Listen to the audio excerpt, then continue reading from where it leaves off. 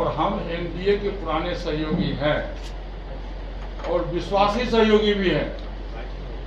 इसका ज्वलंत उदाहरण आज भी आप देखिए होइएगा कि रोजगार मेला का उद्घाटन माननीय प्रधानमंत्री जी के द्वारा हमारे नाम का ही प्रपोजल दिया गया और आज में तो रोजगार मेला का भी उद्घाटन किया।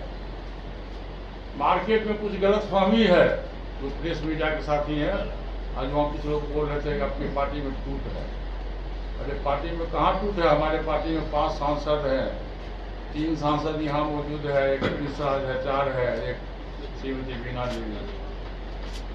इसलिए हमारे दल में कहीं कोई टूट नहीं है, कहीं कोई फूट नहीं है और हम भाजपा के सहयोगी दल है, ईमानदार सहयोगी दल है। और जहाँ तक हाजीपुर का सवाल है, चिराग पासवान जी का कहना है कि हाजीपुर मेरे पिता की कर्मभूमि है, तो उनके पिता की कर्मभूमि है तो मेरे भाई का भी कर्मभूमि है। और मैं शुरू से कहता आया हूँ कि जब से राजनीतिक जीवन में 69 से पासवान जी आए, पहले वो हमारा जो जहाँ घर है अलौली, वहाँ से बिहार विधानसभा के सदस्य चुने गए। और जब 77 में वो हाजीपुर से सांसद बने, मैं उस समय टीचर था, मैं सरकारी नौकरी में था। उन्होंने मुझको ही बुला के कहा कि पारस तुम ही मेरा उत्तराधिकारी हो, तुम ही अलौली से चुनाव लड़ो।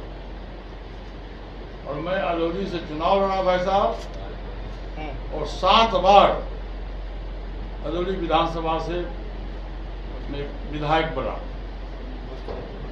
फिर जब हाजीपुर की बारी आई, जब 2019 में पासवान जी राज्यसभा में चले गए, उन्होंने मुझको बुलाया कि आप सब लोगों को ये पता है कि हमारे तीनों भाई में कितनी घनिष्ठता थी। ये सब पूरे बिहार के लोगों को पता है, देश के लोगों को पता हो नहीं हो, पूरे बिहार के लोगों को पता है कि हम लोग राम लक्ष्मण भरत की तरह तीनों भाई रहते थे। आज तो कभी भी जब तक जिंदगी में हम लोग 70-72 वर्ष का उम्र हुआ, कभी तीनों भाई में मन भेद हुआ, न मतभेद हुआ, न परिवार में हुआ। फिर उन्होंने मुझको बुलाया कि पारस हमारे पीठ पर हाथ देखो, तुम मेरा छोटा भाई हो और तुम हमारी बात को मानते हो, तुम हाजीपुर से चुनाव लड़ो। मैंने कहा कि भैया हम तो बिहार सरकार में कैबिनेट मिनिस्टर हैं और दिल्ली में कभी गया नहीं हूँ। मैं 77 से लेकर आज तक मैं बिहार की राजनीति में हूँ। आप परिवार में से किसी दूसरे सदस्य को चुनाव लड़ा दीजिए।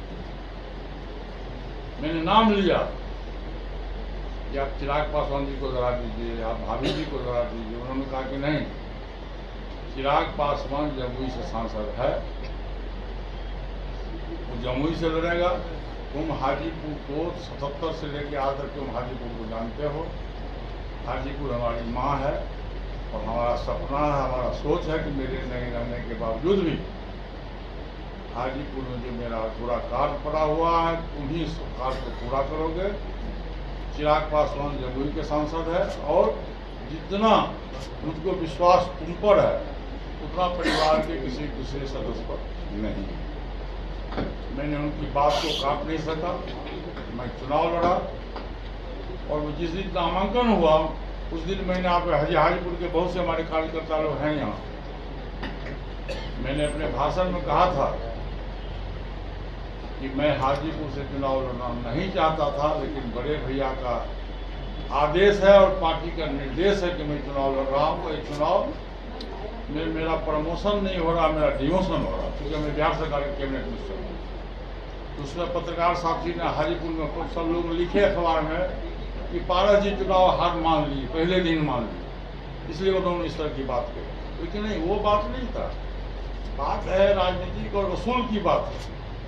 पासवान जी को जितना विश्वास मुझ पर था, मैं समझता हूं कि परिवार में किसी दूसरे व्यक्ति को उनको विश्वास नहीं था, इसलिए उन्होंने मुझको अपना उत्तराधिकारी चुना।